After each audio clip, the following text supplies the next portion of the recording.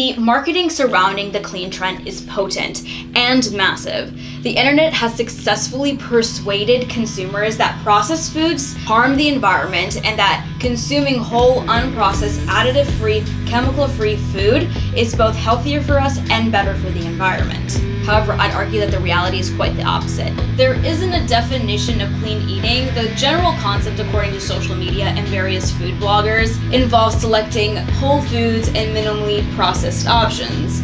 We should also address the exploitation occurring in countries like those where chocolate and vanilla are sourced. At the end of the day, cost reigns supreme on the shelf, doesn't it?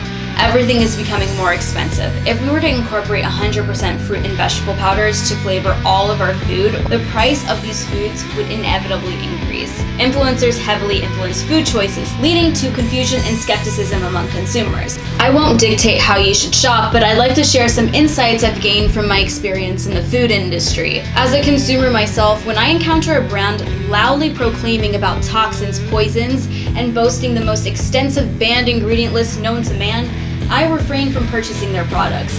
I understand that such brands are deeply rooted in fear-based marketing tactics that propagate myths, hysteria, and misinformation. What's cooking, good lookins? The clean trend made its way from beauty to food, popularized by celebrities and influencers. As more beauty influencers expose the sham of clean beauty, we can predict or make the assumption that it is expected to rapidly extend into the food industry.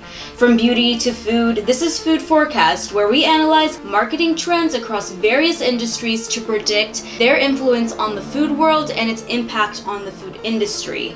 Imagine standing in a supermarket aisle. Your eyes scan a bunch of food packaging. One product catches your eye though, a box with images of fresh fruits and claims of being all natural, organic, or even non-GMO. Or even clean. This scenario happens every time you enter a grocery store, as millions of consumers figure out what they want to purchase and are easily swayed by the strategic allure of food packaging that are carefully crafted to create an illusion of healthiness, when in reality, they're just trying to sell you something. Food packaging does serve as a medium of communication, where colors, images, and health claims try to attract consumers. When I see a more minimalistic and less chaotic design, I tend to think that it would have less ingredients and be healthier, or to some, maybe clean. But how do we define clean food? One way would be to look at the FDA guidelines, but that doesn't exist for the word clean food. So of course the next step would be to look at what the influencers are saying it is. Influencers heavily influence food choices, leading to confusion and skepticism among consumers. When comparing how other industries are responding to the term clean, I've noticed an uptick in beauty influencers and creators debunking the misconceptions surrounding clean beauty. They're educating their audience on the lack of regulation in the clean beauty sector, emphasizing that companies can make claims without scientific evidence and without facing legal consequences. This trend and scrutinization is creeping into the food industry, where terms like clean food or clean eating are also being scrutinized by food influencers, revealing similar tactics of repackaging products to appear environmentally friendly or health conscious. At the end of the day, whether it's clean food or ultra-processed unhealthy options, consumers are still being sold something. Food startups are capitalizing on this trend using phrases like "food should be clean" and "avoid ingredients you can't pronounce" in their marketing. However, this approach often plays on food fear-mongering, suggesting that if something isn't clean, it must be dirty or filled with chemicals.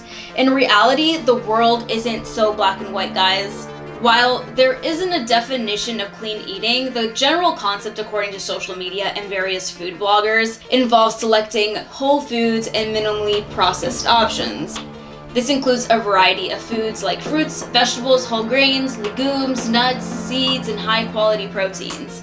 Ideally, choices are organic and reflect seasonal availability in your area. Additionally, when choosing packaged foods, those with shorter ingredient lists and limited added sugars are preferred. While the idea of clean eating has positive aspects, it also has been taken to extremes. Some advocates advocate for eliminating all forms of added sugars, preservatives, gums, and artificial ingredients. However, this strict approach may not be practical for most people and can lead to nutrient deficiencies. The movement has been fueled by influencers and celebrities making unsubstantiated claims about the benefits of clean eating, leading to misinformation and unrealistic expectations. In many cases, a cult-like extremism is encouraged by wellness bloggers and celebrities who have no nutritional qualifications or evidence to back up some of their promises, including claims that their version of clean eating will change your life or cure your health issues. In reality, there are both pros and cons to clean eating. While it encourages the consumption of whole, nutrient-dense foods, it also promotes restrictive eating habits and unrealistic standards. The environmental impact of the clean trend is concerning, as it promotes the misconception that processed food is bad for the environment. However, sourcing ingredients locally and eliminating additives like natural and artificial flavors pose significant challenges, including exploitation and environmental degradation. The marketing surrounding the clean trend is potent and massive.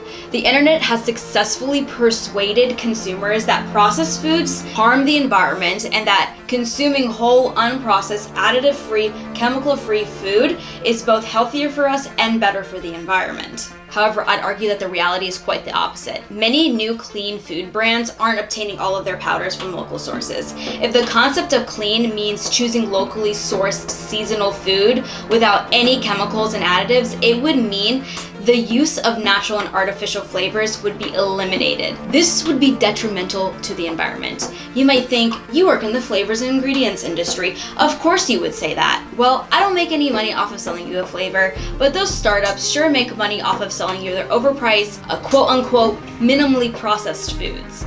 Natural and artificial flavors are integral to our food supply. If we were to replace them with fruit powders and oils, as seen in many overpriced cereals at Whole Foods, it would make our environmental situation worse.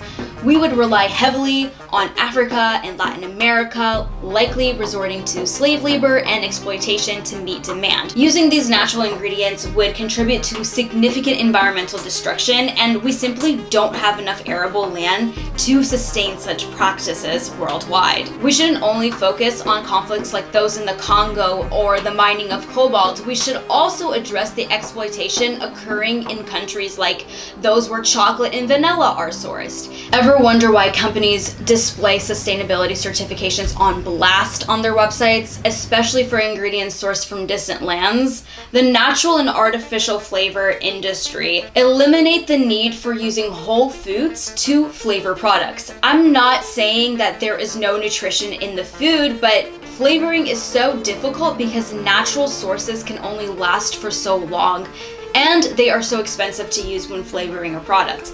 The natural and artificial flavoring innovation, pioneered in the 1800s by the German and Swiss, has been a part of our food supply for over a century. So when considering the removal of these essential additives that enhance the taste of our food, we must ask ourselves, at what cost? When consuming cereals without natural and artificial flavors, you immediately notice they don't taste as good. Real fruit powder and fruit oil simply can't replace the intense taste provided by flavor additives, regardless of the processing techniques employed.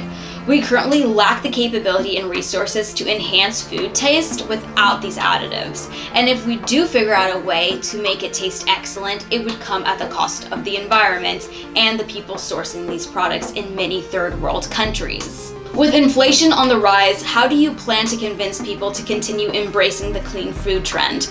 It's unlikely to happen. At the end of the day, cost reigns supreme on the shelf, doesn't it?